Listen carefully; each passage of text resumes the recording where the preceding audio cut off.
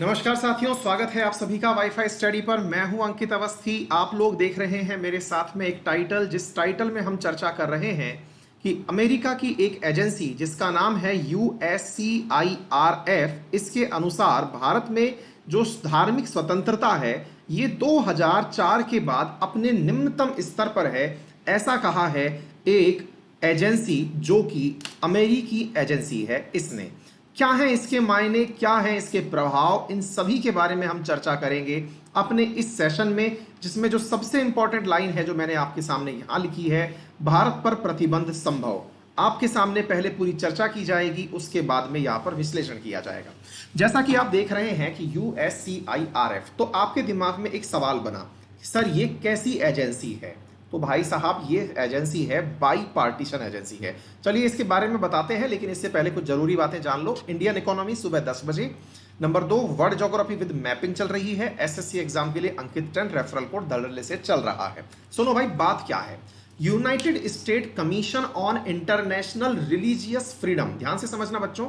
International, ये बहुत ही अच्छा टाइटल है, इसको समझने की आवश्यकता भी है, इंपॉर्टेंट भी है। इन यूनाइटेड स्टेट यानी कि USC फॉर कमीशन, C यानी commission for international religious freedom. ये एक एजेंसी है या फिर कहिए एक संगठन है जिसका कार्य अमेरिकी सरकार को, ध्यान से समझना बेटा, अमेरिकी सरकार को यह सलाह देना है। क्या सलाह देना है? कि वो विदेशी संबंध कैसे रखें, यानी कि विदेशी संबंधों पर सलाह देना इसका काम है। विदेशी संबंधों में चूंकि अमेरिका पूरी दुनिया में डेमोक्रेसी का, ध्यान से समझिएगा, डेमोक्रेसी का रखवाला समझता है। ध्यान से समझिएगा, डेमोक्रेसी का रखवाला कौन? तो एक ही है, और उसका नाम क्या है? अमेरिका। तो डेमोक्रेसी के रखवाले को ये समिति सदस्य वो देती है अपनी तरफ से रिकमेंडेशन, और ये बताती है कि आपको देखना है कि जिन देशों के अंदर धार्मिक स्वतंत्रता खतरे में है, क्योंकि अल्टीमेटली डेमोक्रेसी का मतलब है लोगों के द्वारा लोगों के लिए शासन। इसका मतलब है कि यदि लोग वहां रह रहे हैं और उनकी धार्मिक आजादी खतरे में है, इसका मतलब यह हुआ कि वहां पर डेमोक्रेसी खतरे में है। ऐसी स्थिति में दुनिया के सबसे बड़े लोकतंत्र में अगर डेमोक्रेसी खतरे में है, इसकी रिपोर्ट बना करके इन्होंने दी है। बढ़िया बात तो और है, इन्होंने और जो कही वो क्या है? दुनिया की इस रिपोर्ट के अतिरिक्त इन्होंने एक बात और कही, और वो ये कही कि ऐसी स्थिति पहले भारत में 2004 में थी, जब 2004 के दंगे भड़के थे उस समय पर। उसके बाद अब जाकर के ऐसी स्थिति आई है, और ये स्थिति दुनिया के जिन देशों में है उन देशों को ये 14 देशों की लिस्ट में साथ में रखते हैं, भारत उसमें शुमार है। आप जानना चाहेंगे कि ये 14 देश कौन कौन से हैं जिसके साथ में हमको रखा गया है? तो मेरे भाई, यहां पर जो 14 देश हैं जिसमें भारत को रखा गया है, उसमें ध्यान से देखिएगा, 9 देश तो वो हैं जो पुराने थे, और हाल ही में बाकी जो देश शामिल किए गए हैं वो कौन से हैं? देखिए, Burma, China, Eritrea, Iran, North Korea, Pakistan, Saudi Arab, Tajikistan, Turkmenistan. ये तो 9 देश थे जो पहले से ही इसमें शामिल थे। किसके अंदर शामिल थे? इस लिस्ट के अंदर शामिल थे। और देश कौन से शामिल हुए हैं? इंडिया, नाइजीरिया, रशिया, ध्यान से देखिएगा, रशिया, इंडिया, चाइना, ध्यान से देखते चलिएगा, सीरिया और वियतनाम, इन देशों को इसमें शामिल किया गया है। इवन सऊदी अरेबिया भी इसमें शामिल है, इनके अंदर इनको शामिल किया गया। अब आप पूछेंगे सर इनका नाम क्या है, कौन सी लिस्ट बनाई है इन्होंने? इन्होंने बनाई है कंट्रीज ऑफ पर्टिकुलर कंसर्न। मतलब क्या है? ये कहना चाहते हैं कि यहां पर धार्मिक स्वतंत्रता के हनन में यहां की सरकारों द्वारा, ध्यान से समझना, सिस्टमैटिक यानी कि एकदम क्रमबद्ध तरीके से और ऑनगोइंग और एग्रेसियस वायलेशन होता है, यानी कि बिकॉज देयर गवर्नमेंट, यानी कि सरकारें ही अंगेज हैं इस काम में कि यहां पर धार्मिक स्वतंत्रता का हनन हो। यह कहा है आपकी इस रिपोर्ट के अंदर, और इस रिपोर्ट में इंडिया को डाल दिया यहां पर। अब आप पूछेंगे सर ये रिपोर्ट हो सकता है बायस होकर के दी गई हो, हमारे बारे में कुछ गलत सोच करके दी गई हो। देखिए, पहले मैं आपको इस एजेंसी के बारे में बताता हूं, इस एजेंसी की सबसे खास बात क्या है। साथियों, ये जो एजेंसी है ना, असल में ये एजेंसी बाई पार्टीशन सिस्टम से बनी है। अब ये क्या होती है साथियों? बाई पार्टीशन सिस्टम का मतलब होता है कि इस समय यूएस की जो पार्टी है, जो पार्टी सत्ता में है, उसके अतिरिक्त जो पार्टी विपक्ष में है, यानी डेमोक्रेट्स एंड रिपब्लिक्स, इन दोनों के संयुक्त होकर के यह कमेटी बनती है। इसलिए इस कमेटी को आप हल्के में नहीं ले सकते। आपको इस कमेटी की बातों को समझना होगा और सुनना होगा।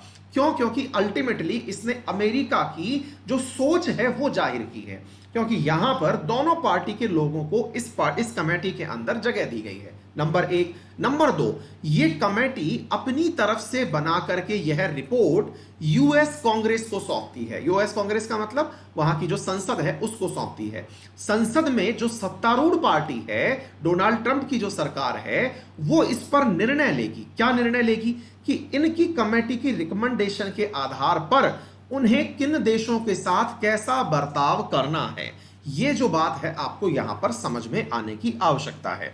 फिर आप पूछेंगे, बोले सर एक तरफ तो आपने यहां पर नाम बताया कि ऑलरेडी दो जो देश यहां पर शामिल हैं उनमें सऊदी अरेबिया का नाम भी है, और आप ही अक्सर क्लास में पढ़ाते आए हो कि सऊदी अरेबिया गल्फ के अंदर अमेरिका का सबसे बड़ा पार्टनर स्टेट है। जी हां, अमेरिका का सबसे बड़ा पार्टनर स्टेट गल्फ कंट्रीज में सऊदी अरेबिया ही है, लेकिन वो पहले भी इस लिस्ट में था और अभी भी इस लिस्ट में है।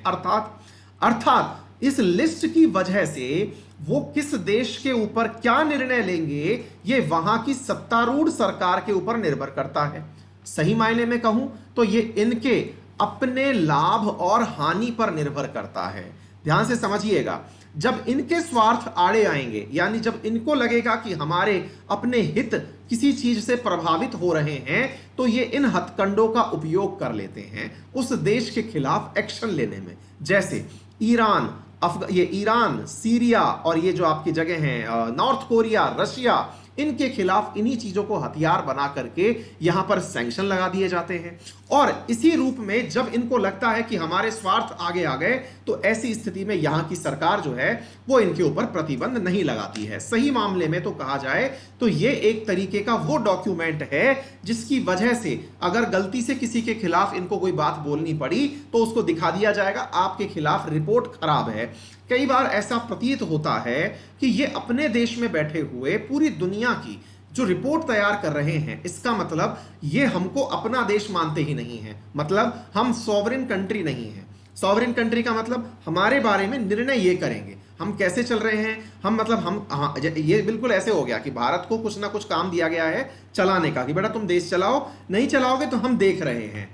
मतलब ये वो है कि ऊपर वाला सब देख रहे हैं, सिस्का एलईडी हो रखे हैं। ये समझ रहे होंगे आपकी मैं क्या कहना चाह रहा हूं। उम्मीद इतनी सी है हमको इनसे कि आपकी ये जो रिपोर्टिंग है इसकी वजह से भारत और यूएस के संबंध खराब ना हो। अब बड़ा सवाल ये बनता है, सर कुछ तो बात रही होगी जिसके आधार पर इन्होंने ये बातें की हैं। जी हाँ, बिल्कुल कुछ बातें रही हैं, और वो बातें क्या हैं अक्सर मैं क्लास में आपको कहता रहा हूं।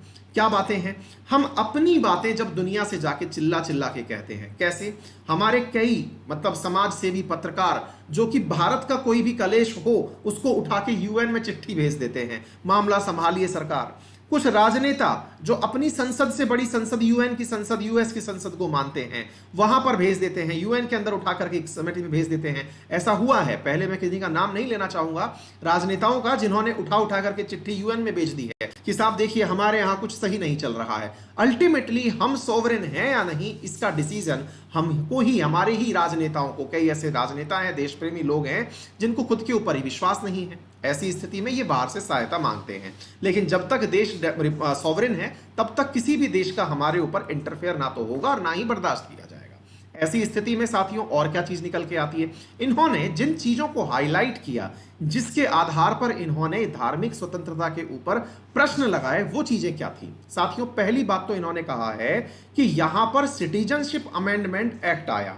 ध्यान से समझिएगा, सिटीजनशिप अमेंडमेंट एक्ट आया जिसके कारण से देश के अंदर सहिष्णुता का माहौल खराब हुआ। देखिए सर बात ऐसी है, सहिष्णुता का माहौल खराब हुआ, हमारे देश का मामला, हमारे देश के मामले को जब समझाइश करके समझाया गया, बहुत सारे लोग समझे भी थे, जो नहीं समझे उनके मन में अगर विरोध रह भी गया है, सरकार अपनी तरफ से लोगों के पास में कुछ प्रतिनिधि मंडल भेज भी रही है। और अल्टीमेटली विरोध करना हमारे लोकतंत्र का सबसे अच्छा तरीका है, उसके बाद ही तो संभव है कि हम उनके प्रति या फिर सरकार उनके प्रति कोई भी तरीके से निर्णय ले पाए। क्योंकि हमारा देश तो आजाद ही इस आधार पर हुआ था ना भाई, क्योंकि हमने विरोध की ही तो राजनीति शुरुआत से सीखी थी। हमने हड़ताल करना, जो भी चीज हमारे खिलाफ है उसके खिलाफ प्रदर्शन करना, ये तो पुराने पुराने टाइम से रहा है भाई, हमारे कोई नया चीज थोड़ी, और बिल्कुल जरूरी भी है। लोकतंत्र में अगर बातें नहीं होंगी, विरोध नहीं होगा, तो वो कैसा लोकतंत्र है? अगर कल को सिटीजनशिप अमेंडमेंट एक्ट का विरोध नहीं होता, तो मैं ये कहता हूं कि विरोध नहीं होना हो सकता है सबके द्वारा स्वीकार्य हो, विरोध नहीं होने दिया जाता वो गलत होता। हमारे देश में विरोध प्रॉपर तरीके से हुआ, विरोध प्रॉपर तरीके से हुआ, सरकार को जो जरूरी होगा वो काम करेंगे। दूसरी बात, नेशनल रजिस्टर ऑफ सिटीजन लाने की जो बात कही गई, ये जो बात कही गई, फिर से वही बात, हमारे देश के अंदर ये सिस्टमैटिक तरीका है, जो भी चीजें होती हैं उन्हें पब्लिक डोमेन में लाया जाता है, लाया जाके उससे जनमत कलेक्ट किया जाता है कि लोग चाहते क्या हैं। अगर लोग चाहते हैं तो ठीक है, नहीं चाहते हैं तो विड्रॉ कर लिया जाता है। हमारे यहां तो जब संविधान संशोधन बिल भी राष्ट्रपति के पास जाता है, तो राष्ट्रपति के द्वारा उस बिल को लौटाने की परंपरा नहीं है, लेकिन कोई साधारण बिल जाता है, अगर राष्ट्रपति उसको लौटाता है तो राष्ट्रपति साथ में यह लाइन बोल के भेजता है कि मैं ये बिल लौटा ही इसलिए रहा हूं ताकि लोगों की नजर में जाए कि राष्ट्रपति ने बिल लौटाया। यानी हमारे यहां पर जो संसद में कार्य होता है उसका लाइव प्रसारण भी इसलिए किया जाता है ताकि लोगों को पता चले कि जिन्हें हमने नियुक्त करके भेजा था वो सही कर रहे हैं या नहीं कर रहे हैं, अदरवाइज हम विरोध करके उस काम को रोक देंगे। तो हमारे देश में विरोध को ही अगर देश की अशांति का प्रतीक मानोगे तो यह गलत है। ऐसी स्थिति में हां, कुछ जगह पर सरकारें भी गलत होती हैं। सरकारें किस मामले में गलत होती हैं? जिस प्रकार से इन जगह पर आजकल अगर आप देखते हैं तो धार्मिक असहिष्णुता के नाम पर जो कार्य किया जा रहा है, क्या किया जा रहा है? आजकल आप कोई भी न्यूज चैनल उठा के देखते हैं, वहां पर किसी कम्युनिटी विशेष के खिलाफ जहर उगला जाता है पूरे टाइम पर। नहीं सर, ऐसी जरूरत नहीं है देश के अंदर कि आप किसी कम्युनिटी को, जो कि आपके देश के प्रॉपर तरीके से भाग हैं, आपके देश के अंग हैं, आप उनके खिलाफ अगर कुछ बोलते हैं तो यही तो वो मीडिया है जिसकी वजह से अभी मैंने आपको जो पढ़ाया था, जीटीआई इंडेक्स बना, ग्लोबल टेरर इंडेक्स बना, वो आपके ही न्यूज चैनल को देख करके टेरर इंडेक्स बनते हैं, आपके ही न्यूज चैनल को बैठ करके वहां बैठी बैठी कमाटिया रिपोर्ट बना रही है। असल में आप लोग जिस तरह की पत्रकारिता कर रहे हैं, तो सरकार की यहां पर फिर वही बात, सरकार सेंसरशिप क्यों नहीं लगा देती? क्योंकि सेंसरशिप लगाती है तो फिर हम वर्डप्रेस इंडेक्स में नीचे चले जाते हैं। वैसे ही हम इतने नीचे गए हुए हैं। अभी आपने जो रिपोर्टर्स विदाउट बॉर्डर की जो रिपोर्ट आई थी, उसमें हमने अपनी स्थिति देखी, 142 नंबर पर डले हुए हैं। यानी अल्टीमेटली इन सब में सामंजस्य कैसा हो, यह सब हम पर निर्भर करता है। हम लोगों के माध्यम से ऐसी मिसाल कायम करें। देखिए, यह देश आज का नहीं है, बहुत पुराना देश है, और इस देश की जो सबसे बड़ी परंपरा रही है ना, वो है सांप्रदायिक सौहार्द और सहिष्णुता, जिसके अंदर जब भी कोई भी इशू आएगा, देश के अंदर कोई भी बवाल की स्थिति आएगी, लोग बैठ के इसका आनंद लेंगे। क्यों? क्योंकि भारत का विभाजन ही धार्मिक आधार पर हुआ था। भारत का विभाजन धार्मिक आधार पर हुआ था, तो लोगों को नई उम्मीदें जगती हैं, विदेशी ताकतों को उम्मीद जगती हैं कि भविष्य में भी अगर विभाजन होगा तो धार्मिक आधार पर होगा, क्योंकि पाकिस्तान धर्म के आधार पर ही बना था। ऐसी स्थिति ना आने दें। ये हमारे देश के अंदर हमारे हाथ में है जो सारी जिम्मेदारी, जिसकी वजह से हम कार्य कर सकते हैं। अच्छा, एक बात और बताऊं मैं आपको, इन्होंने एक पॉइंट और लिया, और वो क्या लिया? इन्होंने कहा कि देश में, अब ये पॉइंट आप ही समझ जाएं तो बेहतर होगा, मैं ज्यादा नहीं समझा पाऊंगा। इनका कहना है कि देश में एंटी कन्वर्जन लॉ चल रहा है। एंटी कन्वर्जन लॉ मतलब अगर आप धर्मांतरण करते हैं, यानी कि आप कल को एक्स धर्म से हैं, जैसे मान लीजिए आप हिंदू हैं, आपको कोई क्रिश्चियन बना रहा है, आप हिंदू हैं, आपको कोई मुस्लिम बना रहा है, आप मुस्लिम हैं, आपको कोई हिंदू बना रहा है, घर वापसी कर रहा है, तो पूरी तरह से ये चीज गलत है। क्या गलत है? गलत ये नहीं है कि आप धर्म परिवर्तित करवा रहे हैं, इनके हिसाब से गलत ये है धर्म परिवर्तन करने वालों को रोका जा रहा है। इनका कहना है कि धार्मिक स्वतंत्रता कहती है जिसका जो मन करे वो धर्म अपनाए, लेकिन कोई इस बात को कैसे समझाएगा कि हमारे यहां पर धार्मिक जो धर्म परिवर्तन होता है, वो धर्म परिवर्तन पैसे के प्रलोभन से द्वारा किया जाता है।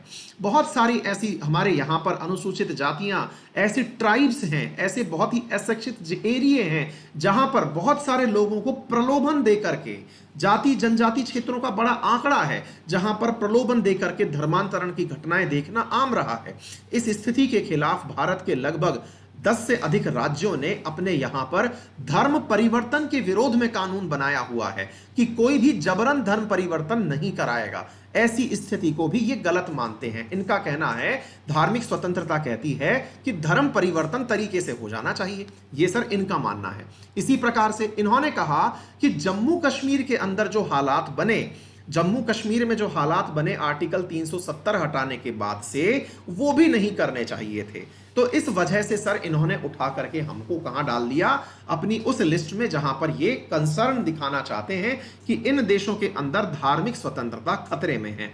सर मेरा काम आप तक न्यूज पहुंचाना था और निवेदन करना था कि आपके जो झगड़े हैं, आपके जो इशू हैं, इसे देश में देश के साथ ही रहने दें।